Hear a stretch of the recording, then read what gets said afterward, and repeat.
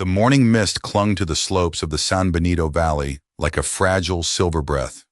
Beneath it, the Vance family vineyard looked like an absolute masterpiece, a breathtaking canvas of viticulture stretching out beneath the soft, amber light of an early autumn dawn. The ancient vines rolled down the terraced hills in perfect, endless rows. They were heavy, almost groaning under the weight of deep purple clusters, the kind of flawless, tightly packed grapes that an experienced winemaker waits decades, sometimes an entire lifetime, to cultivate. Morning dew clung desperately to the emerald leaves, catching the rising sun like thousands of tiny diamonds, and the entire valley seemed to breathe with the sweet, rich, intoxicating scent of ripening fruit. Elias Vance stood alone at the very edge of the highest slope. His rough, calloused hand rested lightly on a weathered, rust-bitten trellis wire. He was quietly watching the morning mist weave its way through the rows, feeling the chill of the morning air bite through his flannel shirt. He was only 19 years old. His face still held the soft contours of youth, but his eyes were heavy with a burden far older than his years. For the past 6 months, this legendary 80-acre estate, a crown jewel of the region's wine country, had been entirely his. He looked down at his right hand. He was gripping a heavy, industrial set of steel pruning shears. The metal was freezing to the touch. He took a deep breath, stepping up to the very first vine in the heritage block, a massive, twisting behemoth of wood that his great-grandfather had planted just after the Second World War. He didn't just trim the excess leaves to allow the sun to hit the fruit. He didn't just carefully thin the canopy as he had been taught. He raised the heavy steel shears, clamped the vicious blades around the thick, beautiful, fruit-bearing arms of the ancient vine, and squeezed. Snap. The sound echoed through the quiet valley like a gunshot. The heavy branch, laden with perfect, priceless grapes, fell unceremoniously into the damp dirt. Elias didn't blink. He moved down the line, severing arm after arm, cutting the majestic vines back with ruthless, mechanical precision until absolutely nothing remained but ugly, bare, humiliated wooden stumps. He was systematically destroying the canopy, massacring the fruit, and effectively wiping out an entire season of premium harvest. It didn't take long for the valley to notice the massacre. A delivery truck rattling down the adjacent dirt road slowed to a crawl, its brake lights glowing bright red in the dawn.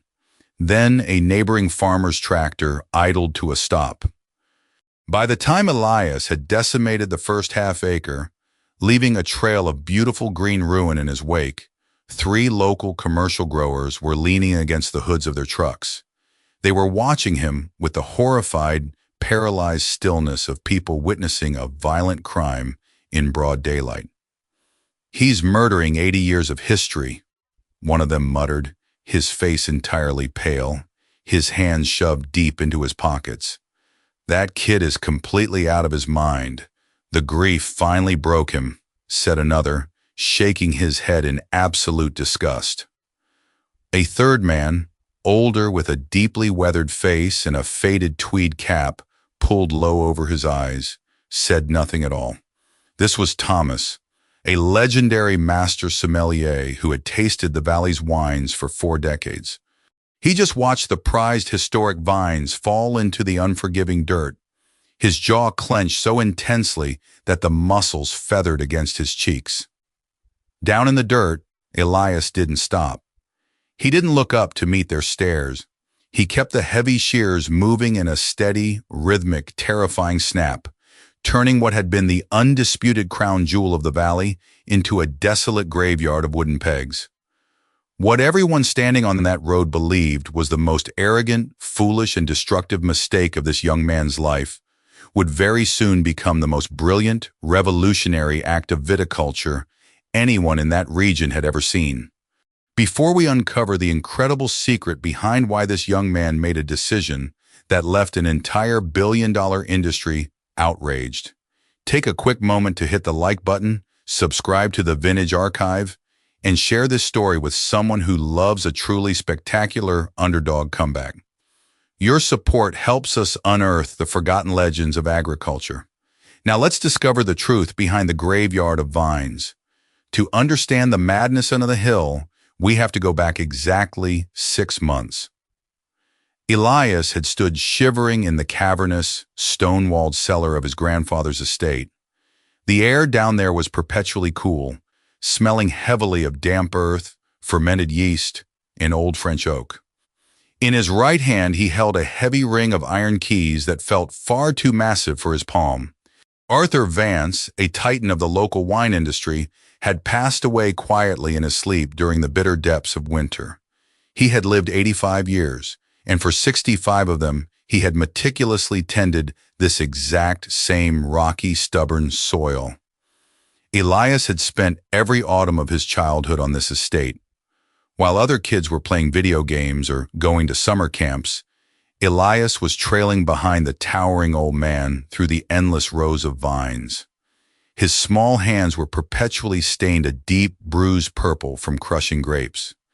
He would ask endless, exhausting questions about the weather, the bugs, the dirt, and the barrels.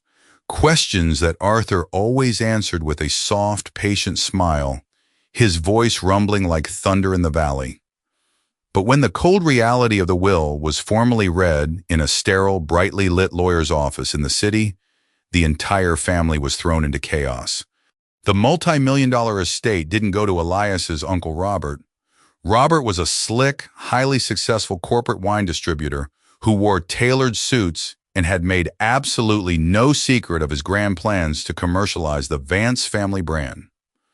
Robert wanted to increase yield, mechanize the harvest, and pump out millions of bottles for supermarket shelves across the country.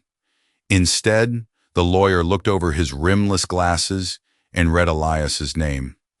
The estate went entirely to a 19-year-old college freshman who was studying history. A boy who loved the vineyard but had never independently managed a single harvest, balanced a ledger, or negotiated a distribution contract in his entire life. Uncle Robert showed up at the estate the very next day, his luxury SUV kicking up an aggressive cloud of dust on the gravel driveway. He walked into the farmhouse kitchen, refusing to take off his expensive sunglasses, trying desperately to sound like a reasonable, caring uncle. "You don't have to carry this kind of burden, Eli," Robert said smoothly, leaning against the kitchen counter. "This isn't a playground. It's a high-stakes business. The taxes alone are going to drown you before summer. Let me buy you out. Cash up front, clean and simple. You can go back to your dorm, finish your degree, travel the world, and live a normal life. No one would think any less of you." Elias looked down at the scratched wooden table, tracing the deep grooves his grandfather had worn into it over decades of sitting in that exact spot. "He left it to me, Uncle Robert," Elias said softly, his voice trembling just a fraction, but his gaze steadying as he finally looked up. "He didn't leave it to be bottled for a discount supermarket aisle. He left it to be protected." Robert didn't yell. He didn't argue. He just offered a thin, razor-sharp, pitying smile, the exact kind of patronizing look people give when they have already calculated the exact date of your inevitable failure. "You're going to lose it to the bank by Christmas, kid," Robert whispered softly, and walked out, letting the screen door slam shut behind him. The whispering in the small, tight-knit farming town ignited almost immediately, spreading faster than a brush fire. At the agricultural supply store, standing in line at the local diner, or pumping gas at the corner station, Elias constantly caught the same sideways, judgmental glances. Pity, dressed up as concern, but layered with intense skepticism. Arthur's vines were notoriously temperamental. The soil on the Vance estate was punishingly rocky, requiring an incredibly delicate touch. Everyone in the valley collectively assumed the inexperienced boy would bankrupt the legendary estate before the first frost even had a chance to touch the ground. Elias moved into the massive, echoing manor entirely alone. The silence of the old house was deafening. He spent his days exhausted, desperately trying to keep the sprawling operation afloat. He fixed the leaking oak barrels in the cellar, spent hours tearing apart and repairing the transmission on the rusted 1970s tractor, and walked the perimeter fences until his boots were worn through. But it was his evenings that were the hardest. He would sit at his grandfather's heavy, imposing oak desk in the study, surrounded by walls of dusty books, missing the old man so intensely that it felt like a heavy physical ache trapped in the back of his throat. It was on one of those deeply lonely, sleepless nights in late March, while aimlessly cleaning out the bottom, jammed drawer of the desk, that his fingers brushed against something hidden beneath a false wooden panel. He pulled it out. It was a thick, heavy journal. Its leather cover was cracked like dry earth and deeply stained with decades-old wine spills. When he opened the heavy cover, the smell of dried lavender and old paper filled the room. Inside were hundreds of pages of Arthur's neat, sloping, meticulous handwriting. It was a masterclass in viticulture, written entirely in the dark. There were records of fermentation temperatures from the 1980s, precise soil pH levels from the 1990s, and small poetic observations scratched in pencil by the flickering light of a kerosene lamp. Elias sat frozen in the leather chair and read until his eyes burned red and the sun began to peek over the horizon. On page after page he found notes of warning. October 12, 1998, the South Slope grapes are tasting too flat. Too much surface water this spring. The vines are getting incredibly lazy. But further into the journal, near the very back where the pages were worn soft like velvet from being touched so many times, one specific line stopped Elias cold. It was heavily underlined in faded purplish-black ink. The pen had been pressed so hard into the paper that it had nearly torn right through the page. To taste the true soul of the earth, you must have the courage to force the vine to suffer. Elias read the sentence 3 times out loud in the empty room. Force the vine to suffer. He had absolutely no idea what it practically meant. Every modern agricultural manual, every piece of advice from the university extension office dictated that a farmer must pamper their crops, provide endless water, abundant fertilizer, and a sprawling protective canopy of leaves to shield the fruit from the harsh sun. But something about the desperate, aggressive way his grandfather had carved that specific sentence into the paper told Elias that this single line mattered more than anything else in the entire book. It wasn't a suggestion, it was a command. When spring finally arrived in full force, the entire valley erupted in a glorious, violent shade of green. The neighboring commercial vineyards, especially the massive corporate plots owned by Uncle Robert, were a lush, sprawling, picturesque canopy of broad leaves. Everyone in town fully expected Elias to let his grandfather's legendary 80-year-old vines flourish, to ride the coattails of the old man's past labor and pray for a decent harvest. Instead, acting entirely on blind faith in a dead man's cryptic handwriting, Elias walked out into the misty dawn, brought out the heavy steel shears, and ruthlessly cut the beautiful canopy down to the stumps. The social and professional backlash was instant, merciless, and brutal. A few days after the pruning, Elias drove his battered pickup truck into town to buy sulfur for the cellar. As he walked down the aisle of the local agricultural market, he overheard 2 men standing by the checkout counter. "Heard the Vance kid completely butchered the heritage block on the South Hill," one said, laughing darkly. "Cut them all the way down to the old wood, didn't leave a single fruiting cane intact." "Just for absolutely nothing," the other replied, spitting his chewing tobacco into a cup. "Told you that boy wasn't ready for the big leagues. Pure arrogance. Arthur is probably spinning in his grave so fast he could power the town. The bank is going to own that land by August. Mark my words." Elias stood completely frozen behind a display of fertilizer, his face burning a bright, humiliating red. His chest tightened. He turned around, quietly walked out the sliding glass doors, and left without buying the supplies he desperately needed. The phone at the manor rang late that evening. It was Uncle Robert. He didn't bother with a greeting. "People are talking, Elias, and this time it isn't just small-town gossip." Robert's voice was tight with genuine anger. "My investors are asking questions. You've completely ruined the primary canopy on the best piece of terroir in the state. You've guaranteed a zero-yield harvest. Let me call my lawyers and salvage the land before the bank takes the deed and auctions it off to strangers. I can still save the family name." "I haven't ruined anything," Elias said into the receiver, though his voice wavered slightly, betraying the intense terror gnawing at his stomach. "How do you know that, Eli?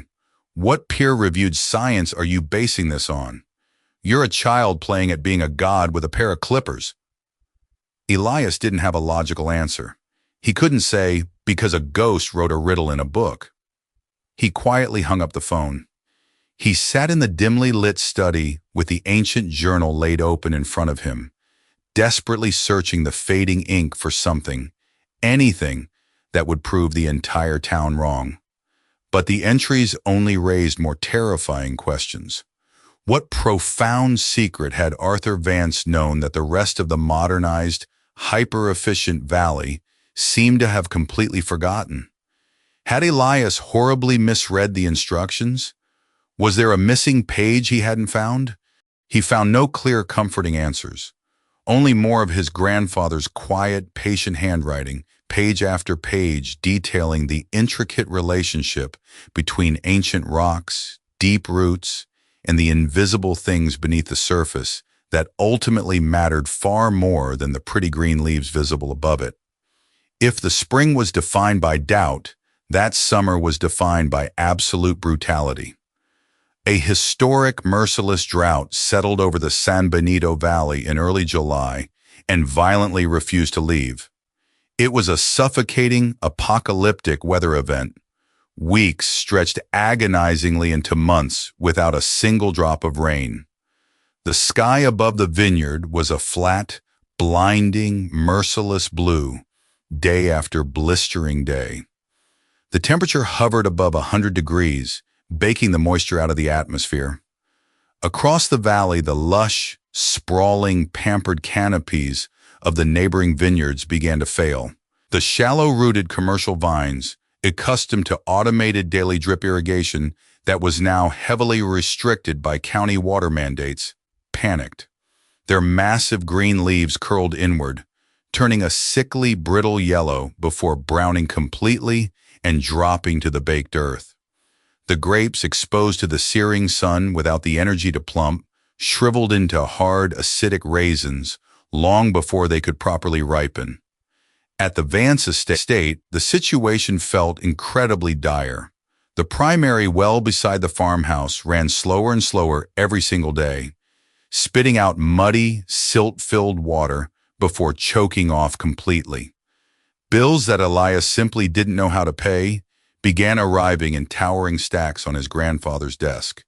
There was a devastating property tax notice with red lettering, a massive repair bill for a broken cooling unit in the cellar, and a horrifying, formally typed letter from the regional bank regarding a massive operational loan his grandfather had taken out years before, a debt Elias hadn't even known existed when he accepted the inheritance. One suffocatingly humid night in late August, Elias sat at the kitchen table with all 3 pieces of paper spread out perfectly in front of him. The old ceiling fan clicked rhythmically overhead, barely moving the stale, hot air. He had an old calculator in his hand, but the numbers violently refused to add up, no matter how many times he reworked the budget. He was mathematically ruined. He put the calculator down. He lowered his head onto his folded arms on the wooden table, and for the very first time since standing over his grandfather's casket in the freezing rain, Elias let himself cry. He didn't cry because of any one specific bill. He cried because he was deeply, profoundly exhausted. He was tired of doing this massive job entirely alone. He was tired of constantly guessing at what a dead man's cryptic handwriting truly meant. He was tired of being the punchline of every joke in town for making a decision he couldn't even logically explain to himself. Uncle Robert's formal buyout offer, printed on thick legal paper, sat folded in the drawer exactly where Elias had shoved it months ago. He slowly pulled the drawer open. He looked at the crisp, clean paperwork. It offered an immediate escape. Hundreds of thousands of dollars. No more drought. No more mocking stares. He could just be a 19-year-old kid again. He reached into his pocket and pulled out his phone. He dialed the first 3 digits of Robert's personal number. His thumb hovered over the glowing green call button. A moth threw itself against the porch screen door outside, a desperate fluttering sound in the quiet night. Instead of pressing call, Elias forced himself to stand up. He walked into the study, opened the heavy leather journal one last time, flipping randomly to the middle of the book. His eyes caught a short entry he had skimmed past a dozen times before. August 4th, 1976. A terribly bad year. No rain since May. Everyone in town is telling me to heavily irrigate, to pump the aquifer dry just to get a crop I can sell fast. I am doing it my way anyway. Faith is significantly cheaper than fertilizer, but it will always cost you far more than money. Struggle creates character. Comfort only ever creates mediocrity. Elias stared at the fading ink.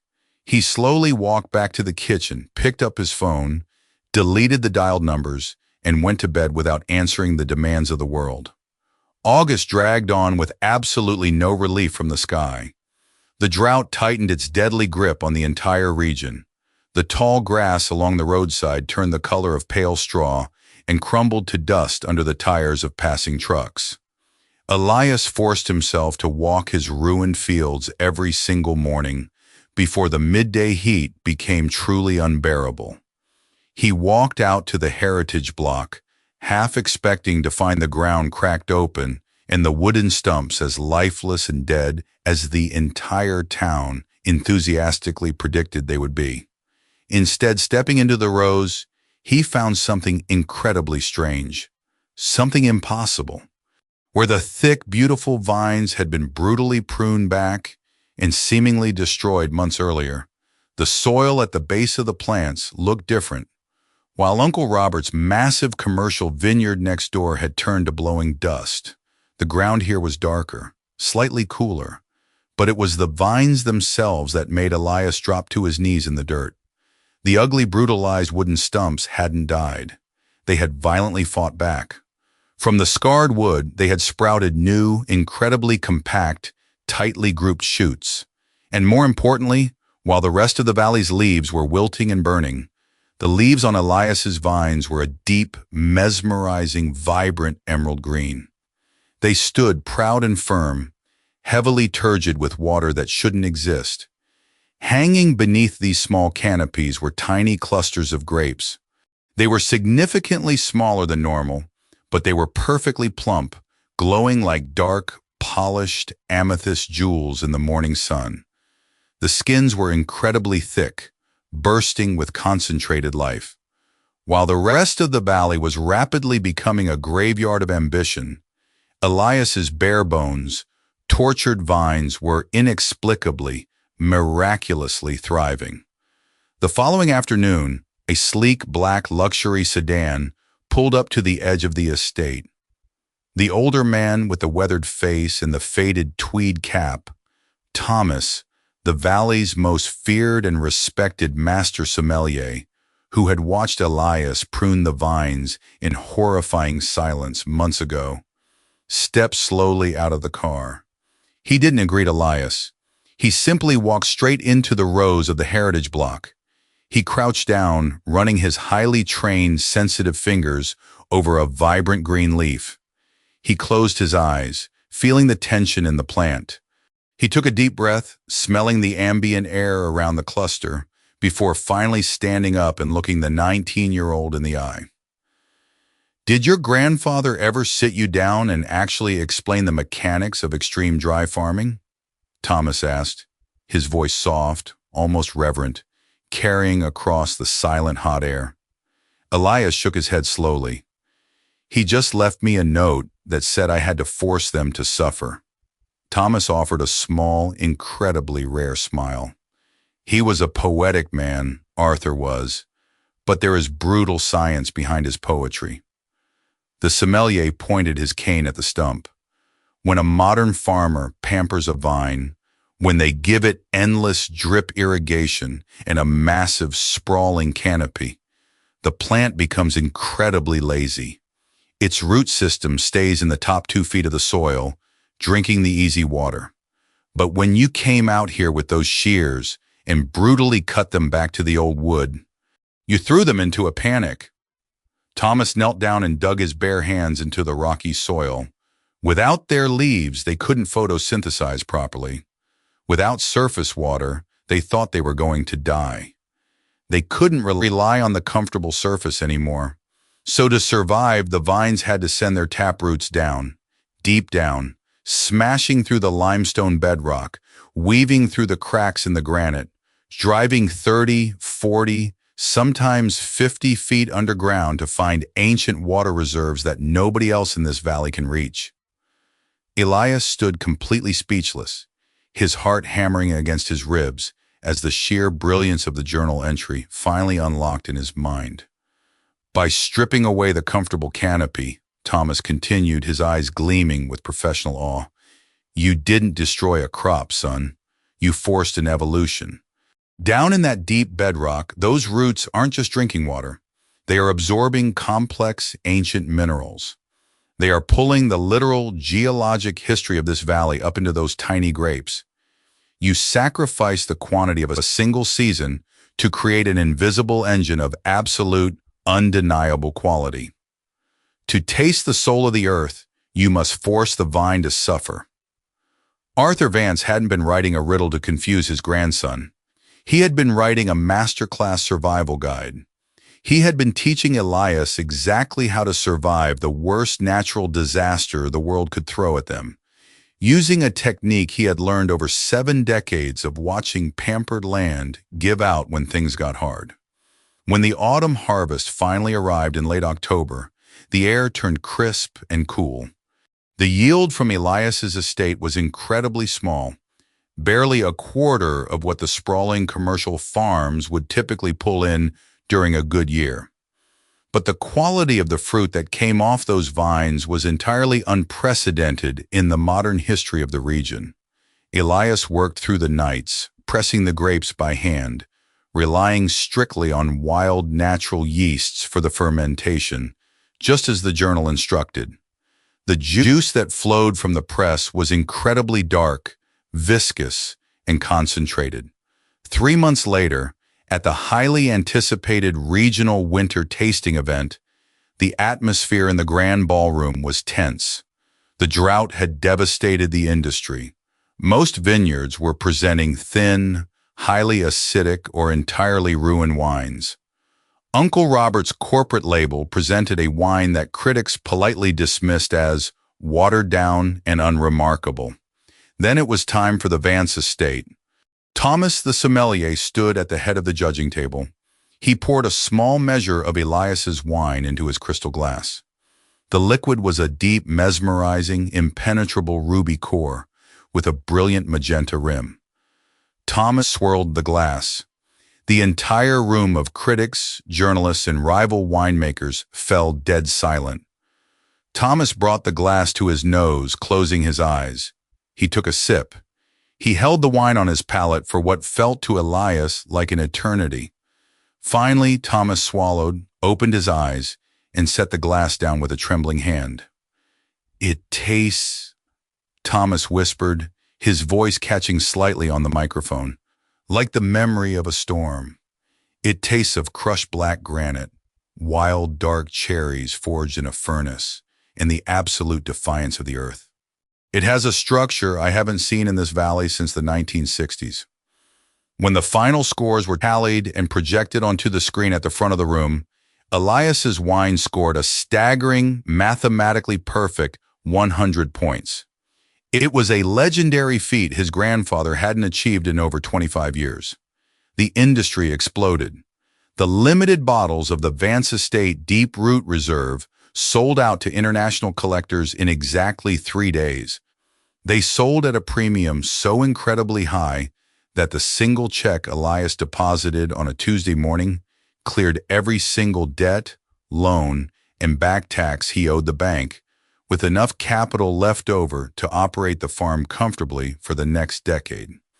Uncle Robert drove his luxury SUV up the gravel driveway the following week. He didn't walk in with a briefcase or a buyout offer this time. He walked into the cellar with a small leather notepad in his hand.